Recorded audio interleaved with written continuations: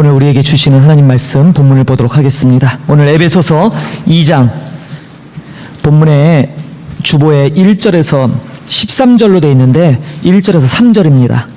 일자가 하나 안 지워진 것 같아요. 에베소서 2장 1절에서 3절입니다. 같이 한번 보도록 하겠습니다. 에베소서 2장 1절에서 3절. 살아계신 우리 하나님 말씀 같이 봉독합니다. 그는 허물과 죄로 죽었던 너희를 살리셨도다.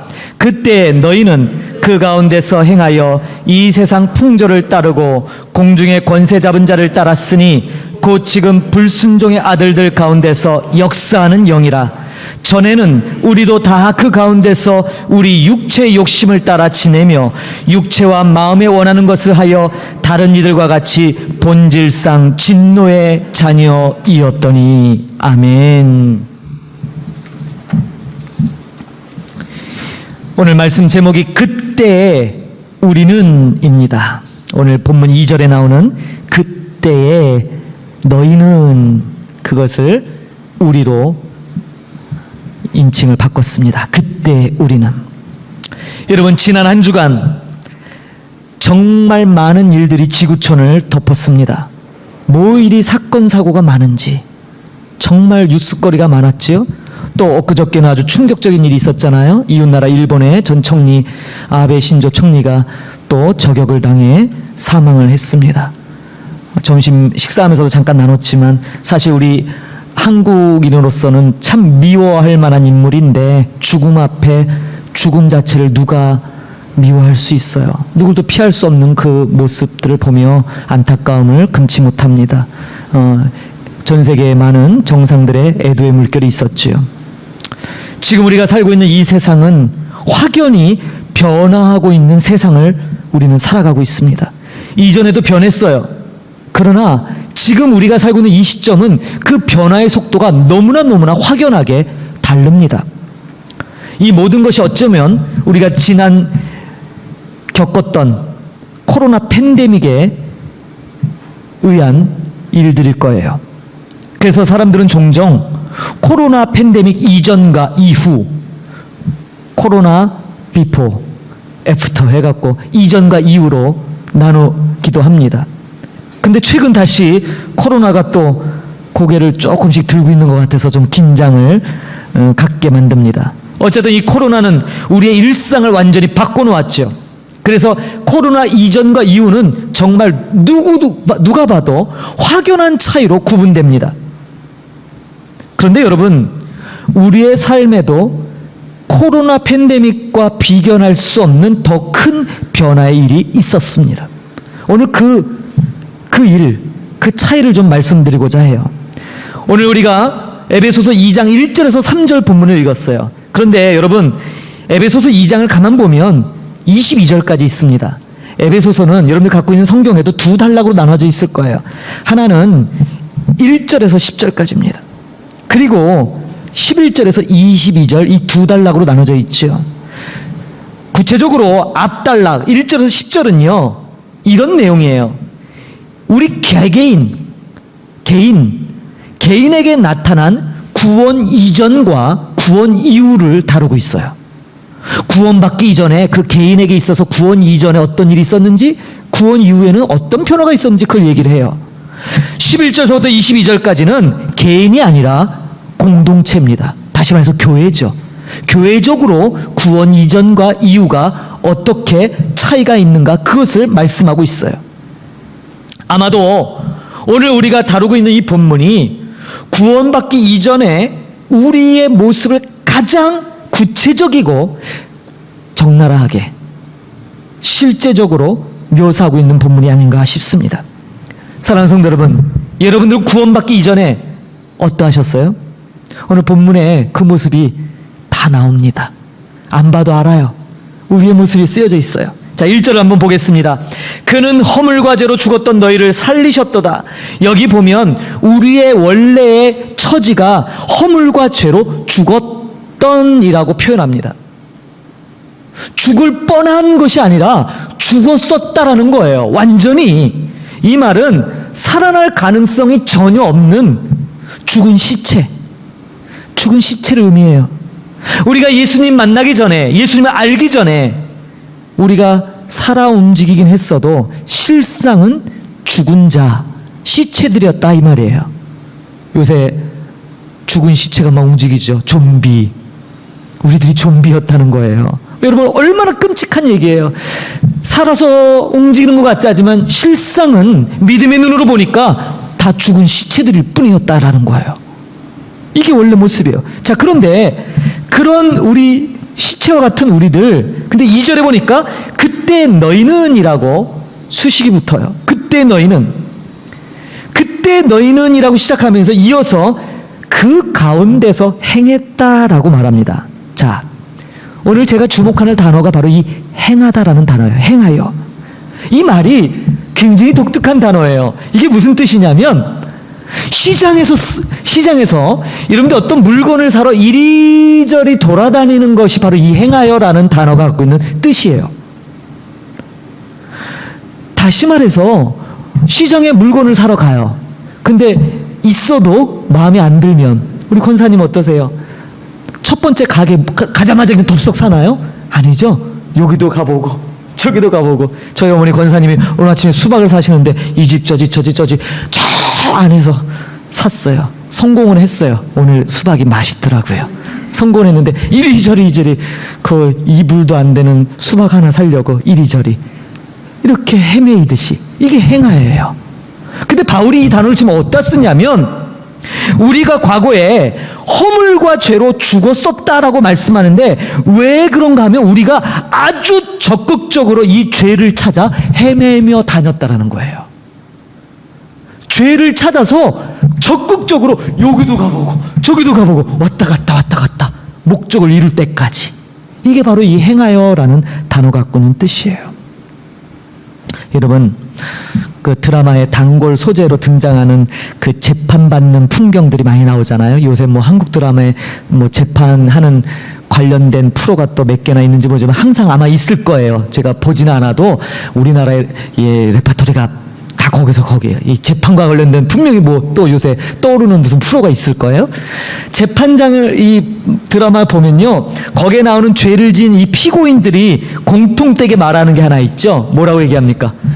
아, 그게요, 어쩔 수 없이 제가 그랬습니다. 이런 말 많이 하잖아요. 어쩔 수 없이 했다는 거. 새빨간 거짓말이에요. 오늘 사도 바울이 우리가 과거에 죽었던 시체들이었는데 죄와 허물로 인하여 죽었었대요. 근데 왜 그런 표현을 쓰냐면 우리가 이 죄를 지러 다니는데 마치 시장에서 원하는 물건을 찾기 위해 이 가게 저 가게를 헤매며 돌아다니듯이 그렇게 죄를 아주 적극적으로, 아주 능동적으로 그렇게 찾아서 죄를 범했다라는 거예요. 그렇기 때문에 누구도 핑계할 수 없다라는 거예요. 시켜서 누구 때문에? 아니요. 내가 너무너무 그걸 좋아하는 거예요. 내가 그 원하는 바를 얻기 위해서 여기도 가보고 저기도 가보고 왔다 갔다 시장을 한 바퀴 돌듯이 그렇게 죄를 찾아서 다녔다라는 거예요. 그게 행하여라는 이 단어가 갖고 있는 뜻이에요. 그러니까 바울이 지금 얼마나 적나라하게 우리의 옛날 상태를 그렇게 찾아내고 있는지 몰라요. 성경은 우리가 죄를 적극적으로 찾아서 능동적으로 자발적으로 심지어 조금도 망설임 없이 그렇게 죄를 행했다라고 말씀합니다.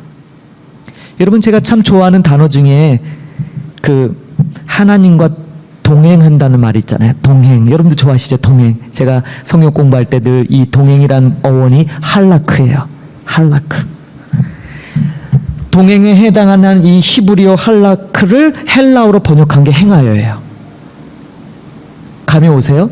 할라크라는 이 동행이라는 단어는 하나님과 동행하는 거잖아요. 근데 그거를 헬라어를 똑같이 쓰는 번역된 헬라어 단어가 행하여인데 하나님과 동행한 게 아니라 뭐와? 죄와 동행한 거예요.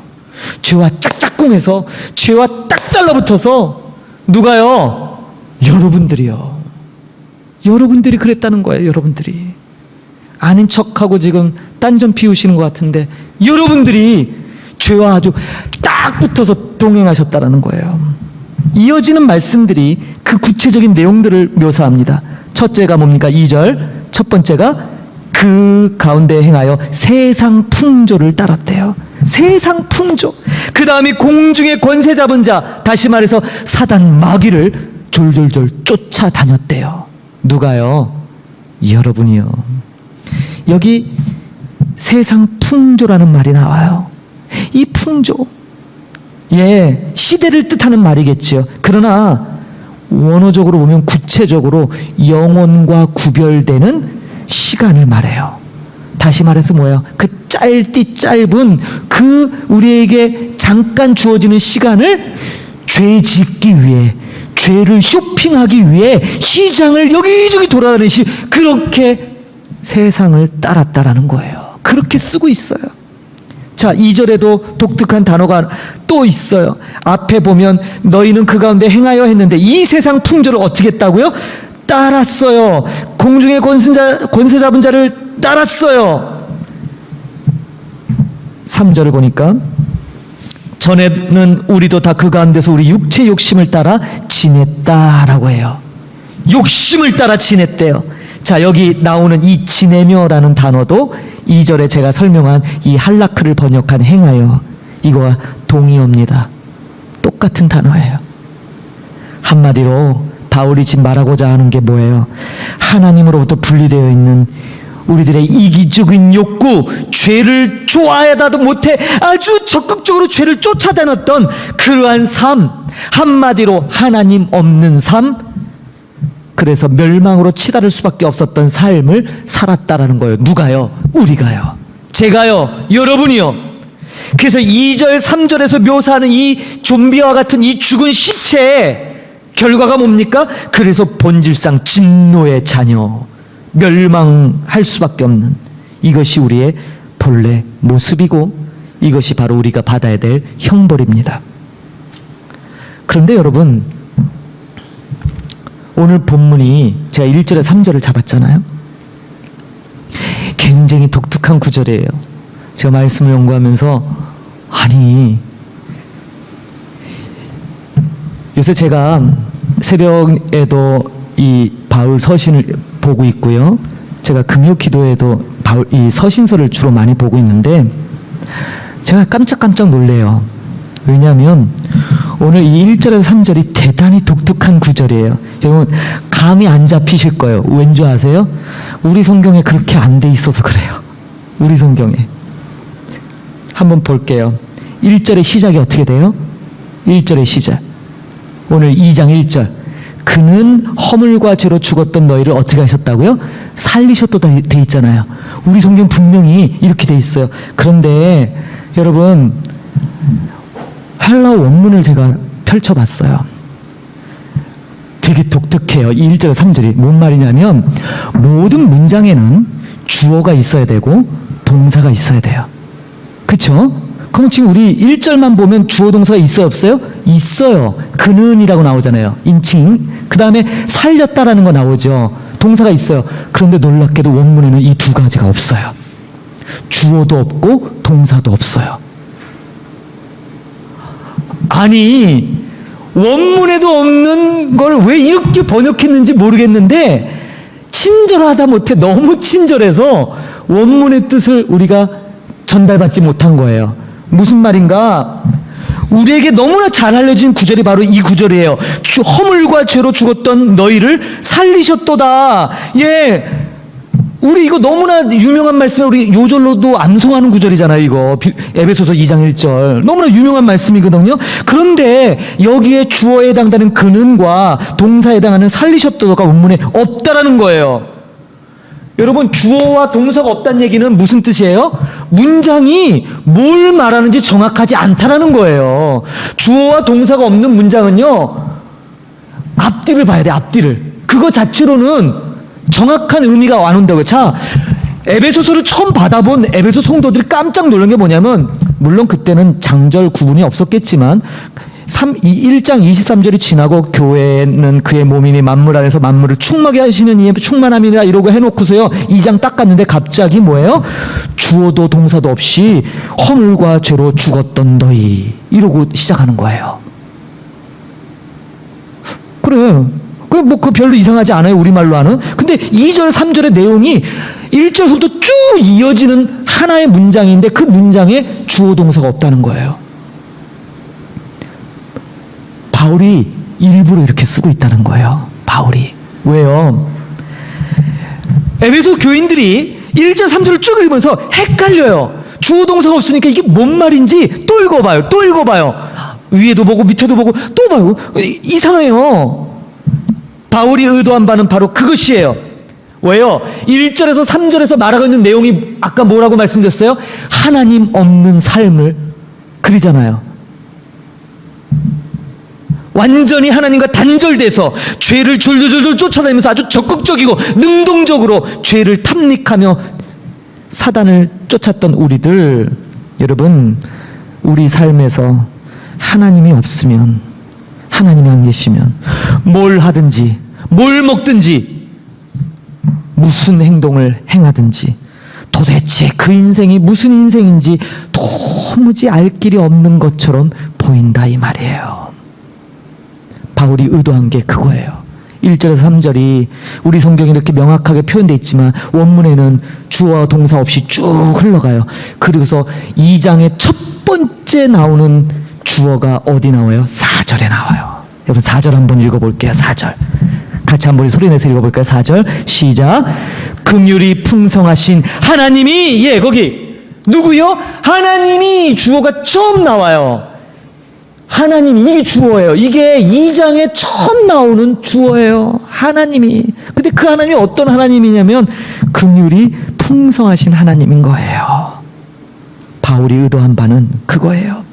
1절에서 3절에서 말하는 하나님 없는 우리의 삶, 문장도 그렇게 쓰고 있어요. 헷갈려요. 이게 뭔 말이야 이게 도대체. 주어도 없네, 동사도 없네, 뭐지 또 보다가 4절에 가서요, 긍휼이 풍성하신 하나님 하고서 하나님이 들죠. 아하, 하나님. 그 앞에 뭐예요? 하나님 없는 삶. 하나님 없는 삶. 주어가 없는 문장, 동사가 없는 문장, 하나님 없는 삶이 마치 그처럼 어지럽고 이해하기 어렵고 복잡한 삶입니다. 바울이 그리고 있는 구원받기 이전의 모습이 마치 그와 똑같다 이 말이에요. 말씀드린 대로 그 1절 3절이 지나고 처음 등장하는 바로 그 주어가 하나님이십니다. 긍휼이 풍성하신 하나님. 바울은 허물과 죄로 죽었던 우리를 살리신 분이 바로 이 하나님이라고 적극적으로 선포하고 있는 거예요. 하나님 없는 삶, 시체와 같던 죽었던 삶에 하나님이 임하시자 죽었던 사람이 생명을 얻게 됩니다. 무가치하고 혼돈했던 삶이 가치 있고 질서 있는 삶으로 바뀝니다. 할렐루야. 죄를 찾아서 이리저리 헤매며 죄를 쇼핑했던 우리들이 정상인이 되어서 똑바로 걷게 됩니다. 공허했던 우리의 삶이 하나님을 인해 충만한 삶으로 바뀌어졌다 이 말씀이에요. 구원받기 이전과 이후가 여러분 이렇게 다른 거예요. 완전히 하늘과 땅 차이죠.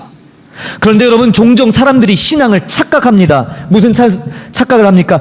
교회를 다니기 시작하면 마치 이전보다 나의 삶이 조금 더 나아진다고 생각해요. 그럴 수도 있죠. 교회를 다녔더니 이전보다 나의 인격이 더 좋은 쪽으로 성장한 것 같아요. 삶의 자세가 긍정적으로 바뀌었다고 많은 이들이 교회 유익하네 라고 말한답니다. 그런데 여러분 오늘 본문을 보세요. 바울이 지금 그렇게 얘기하고 있나? 바울은 절대 그렇게 얘기 안 해요. 신앙생활을 했더니 이전보다 조금 더 나아졌다고요? 조금 발전되고 우리의 삶이 좀 더 세련되어졌다고요? 바울이 지금 그렇게 말하고 있나요? 아니요. 바울은 오늘 본문을 통해 복음을 얻게 되면, 구원을 얻게 되면, 이 놀라운 은혜를 접하게 되면 그 이전의 삶과 그 이후의 삶은 완전히 다르다라는 거예요. 180도 다르다라는 거예요. 비교조차 할 수 없이 완전히 바뀐다라는 거예요. 복음이 우리에게 행한 일이 바로 그거라는 거예요. 여러분들이 교회를 나오실 때 이전보다 더 나은 삶을 위해 교회 나오시는 건가요? 이전보다 좀 더? 어제보다 나은 오늘? 오늘보다 더 나은 미래, 내일을 위해 그렇게 신앙생활을 하고 계십니까? 천만에요. 성경은 우리에게 그렇게 말씀하고 있지 않아요. 이전의 삶. 오늘 말씀 제목이 그때 우리는이에요. 그때 우리는 어땠어요? 그때 우리는 죄를 졸졸졸 쫓아다니고 사단 마귀의 종노릇하며 너무너무 죄를 사랑했던 존재들이다 이거예요. 죽었던 좀비들처럼. 그런 죄의 종노릇 했던 그런 좀비와 같은 그런 사람들, 하나님 없이 그렇게 하나님의 그 엄청난 진노로 향해 달려갔던 우리들, 그런데 지금은 어떠냐고요? 아니라는 거예요. 결코 그럴 수 없다라는 거예요.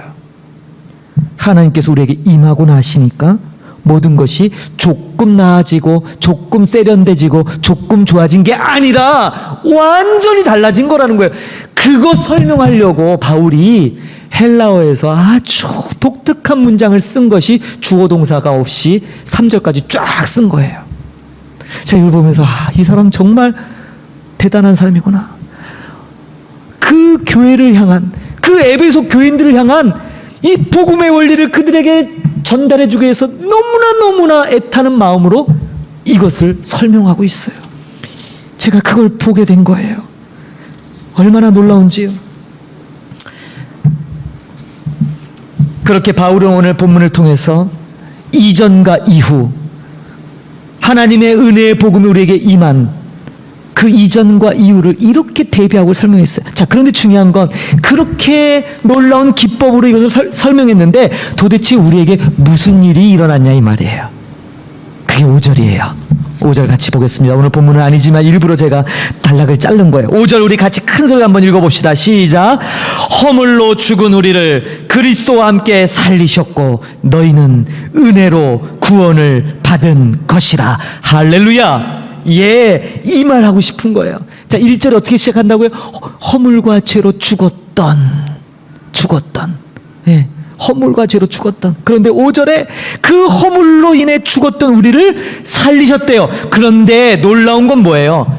예수님을 십자가에서 죽이시고 진노함으로 죽이시고 그분을 살리셨을 때 그분만 살리신 게 아니라 그분과 똑같이 저와 여러분을 살리셨대요. 할렐루야. 이거 복음이잖아요.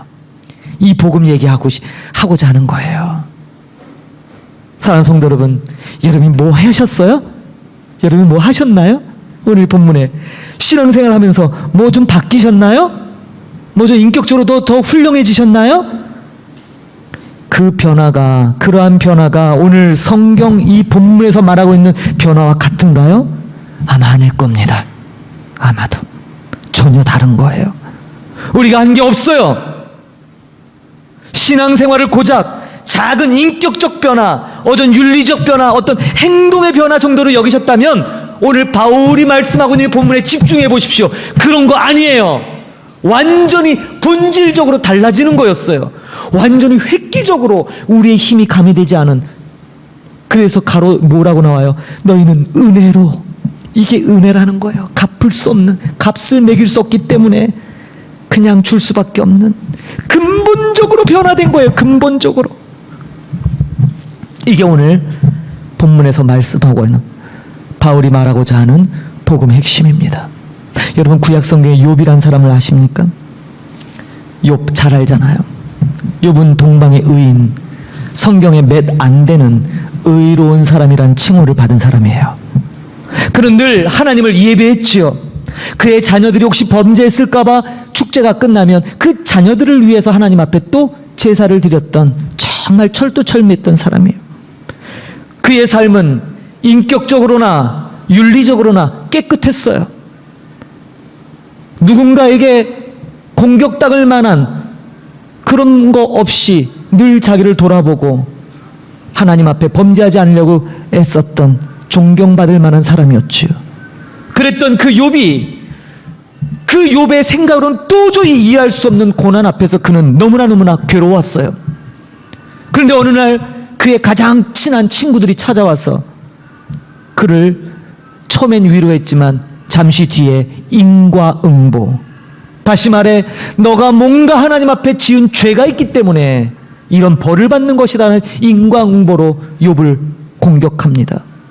아시다시피 욥기는 1장에서 42장까지 비교적 긴 책입니다. 거기에 3번에 걸친 이 친구들과 열띤 토론을 하며 논쟁을 해요. 이 욥이. 그리고 결국 자신을 변호하는 데 성공해요. 지지 않아요. 그들의 인과응보의 논리를 막아내요. 그렇지 않다라는 거예요. 그런데 그러고 나서 욥은 허무해요. 왜요? 변한 게 없잖아요. 자신의 비참한 처지가 바뀌지 않잖아요. 똑같잖아요. 이게 우리의 인생과 너무나 흡사한 거예요. 자신을 변호하고 믿음은 지켰지만 이 속으로는 너무 공허함이 그를 엄습해요. 바로 그때 하나님께서 욥에게 찾아오십니다. 욥은요, 그 하나님을 만나고 나니까 모든 걸 깨달아요. 욥은 더 이상 자신이 겪는 고난의 의미가 중요하지 않아졌어요. 하나님 왜 나에게 이런 고난을 주십니까? 그런 질문 안 해요. 하나님 만나고 그러니까 그게 싹 사라져요. 그냥 전능하신 하나님 앞에 단독자로 서볼 때 그가 이해할 수 없었던 것, 그 이해 안 됨이 문제가 되지 않았다 이 말이에요. 그리고 하나님이 욥에게 엄청난 하나님의 크심을 막 인간의 언어로 설명하셔요. 오리온별을 만들 때 네가 어디 있었니? 막 이러면서 그 엄청난 말씀들을 하나님이 쏟아내세요. 그걸 다 듣고 나니까 욥이 뭐예요? 전능자 앞에 이런 고백을 해요. 욥기서 42장 5절입니다. 한번 보실래요? 제가 참 요새 많이 묵상하는 구절이기도 해요. 한번 같이 읽어보겠습니다. 시작. 내가 주께 대하여 귀로 듣기만 하였사오나 이제는 눈으로 주를 배움나이다. 이게 하나님 앞에 대면했던 욥이 고백한 고백이에요. 내가 하나님에 대하여 귀로 듣기만 했다는 거예요.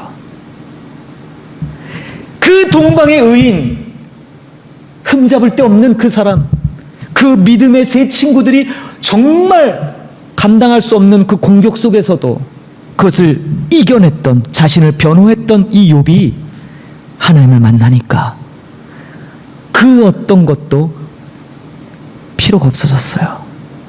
그리고 귀로만 들었던 하나님을 이제는 눈으로 주를 봅니다 라고 고백하는 거예요. 사랑하는 성도 여러분, 하나님을 주목하시기 바랍니다. 하나님께서 어떤 분이신지를 부지런히 알아가시는 여러분 되기를 축복합니다. 지난주 말씀 기억하십니까?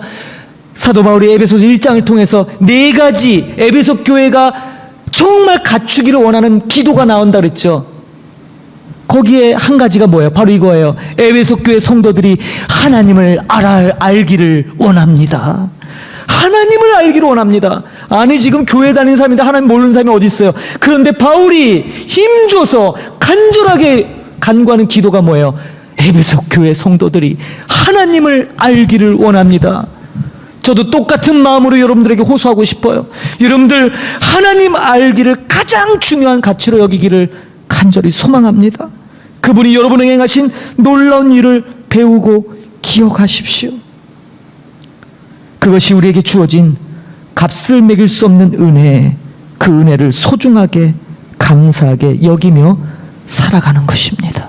그게 성도의 삶입니다. 다른 것 조금 부족해도 괜찮아요. 그런데 여러분, 이 하나님 우리에게 이 놀라운 긍휼을 베푸시고 도저히 우리 힘으로는 은혜에 다가갈 수도, 그것을 기대할 수도 없었던 우리들에게 이 은혜를 베푸신 하나님, 그 하나님을 알기를 축복합니다. 그리고 그 하나님을 알게 되면 저 여러분의 삶이 그분을 인하여 풍성해집니다. 그분을 알면서 점점점 뭐예요? 하나님 뜻대로 살게 되는 것입니다.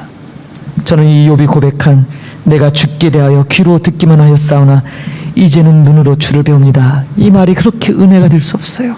그래서 하나님, 남들이 하는 이야기가 아닌 내가 하나님을 눈으로 보기를 원합니다. 그렇게 기도하는 거예요. 사랑하는 성도 여러분, 그렇게 하나님을 대면하시고 그렇게 날마다 죄와 한락하시면 안 되는 거예요. 예전에는 그렇게 했었어요. 이제는 죄와 한락가 아니라, 동행이 아니라 이제는 하나님과 동행하시는 거예요. 지금 하나님이 여러분과 동행하고 계십니다. 그분을 외롭게 하지 마십시오. 그분을 슬픔에 빠뜨리지 마세요. 외도하지 마시라 이 말이에요. 바람 그만 피시고 그분 기뻐하시는 삶 속에 여러분의 삶을 들으시기를 바랍니다. 그것이 성도의 삶입니다. 할렐루야. 결단하십시다. 그래서 제가 오늘 결단 찬양이 바로 욥의 고백입니다.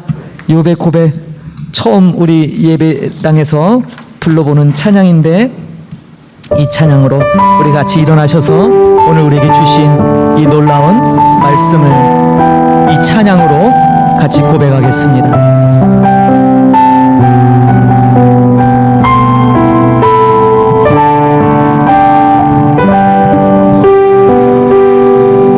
절절히 무너진 삶 속에서 하나님 나에게 역사하시고 믿음의 시선을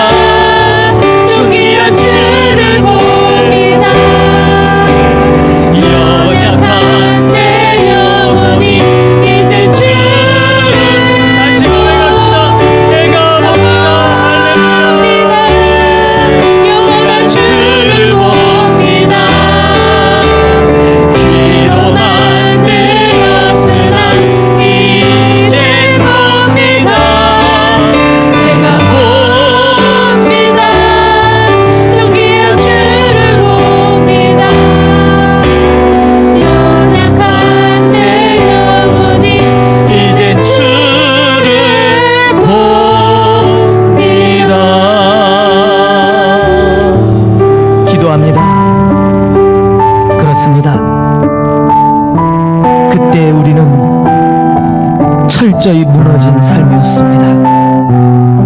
그때 우리는 사단 마귀를 졸졸 쫓아다니며 죄를 탐닉하고 그것을 얻기 위해서라면 그 어떤 것도 아까워하지 않고 죄를 향하여 달려갔던 우리들입니다. 그런 우리들에게 하나님 내버려두지 아니하시고 역사하셨습니다. 우리에게 믿음의 시선을 주셨습니다. 그리고 하나님을 주목하게 하셨습니다. 거기서 그치는 것이 아니라 하나님께서는 언제나 우리와 함께 하시겠다고 은혜와 진리의 성령을 주셔서 오늘도 주만 바라보게 하셨습니다. 그러므로 이제 우리 주님을 바라봅시다. 영원한 주님만을 바라보며 욥이 고백했던 내가 이전에는 귀로만 들었지만 이제는 눈으로 주를 봅니다. 그 고백이 오늘 나와 여러분의 고백이 되기를 간절히 소망합니다. 하나님, 오늘도 생명의 말씀으로 우리에게 하나님의 뜻을 깨닫게 하시니 감사를 드립니다. 그때 우리는 좀비와 같이 죽은 시체들이었습니다. 그냥 내버려 두셔도 상관없는 존재들.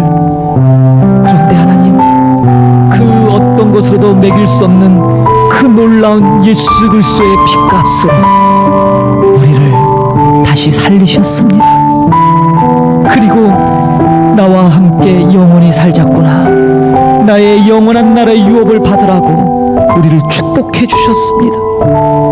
우리는 왜 그 놀라운 복을 안고 있으면서 그 놀라운 복을 갖고 살면서도 만족하지 않습니까? 아직 하나님을 너무 모르는 것 같습니다. 하나님, 오늘 예배하는 우리들에게 은혜를 더하여 주옵소서. 풍성하신, 긍휼이 풍성하신 그 하나님을 알기를 소망합니다. 우리의 일생의 소망이 그 주님, 그 하나님을 더욱 깊게 알아가는 것이 우리의 유일한 소망이 되게 하시옵소서. 그 하나님께서 베푸신 그 놀라운 그 은혜를 깨닫고 깨달은 만큼 나가서 그 은혜를 전파하며 사는, 하나님의 행하신 이 놀라운 일들을 증거하며 사는 그런 복되고 아름다운 삶이 되도록 하나님 역사하옵소서. 지금은 교회의 머리 되신 우리 구주 예수 그리스도의 은혜와 하나님 아버지의 놀라우신 사랑하심과 성령 하나님의 내주 교통 깨닫게 하시는 은혜가 이전에 우리의 죄악된 모습을 통해 하나님께서 행하신 일이 얼마나 놀라운 일인지, 이전에는 죄와 동행하며 즐겨했다면 이제는 하나님과 동행하며 하나님을 즐거워하는 사람으로 변화시킨 것, 그것에 너무나 감격하고 잃어버렸던 그 은혜를 다시 회복하며 우리의 삶을 통하여 하나님의 이름만을 높여지기를 소망하는, 그리고 주님이 행하신 이 놀라운 일을 통하여 많은 이들이 죽게 돌아오기를 소망하여 복음의 능력을 구하는 하나님의 귀한 권속들, 거룩한 백성들 머리머리 위에 이제부터 영원히 함께 계실지어다. 아멘.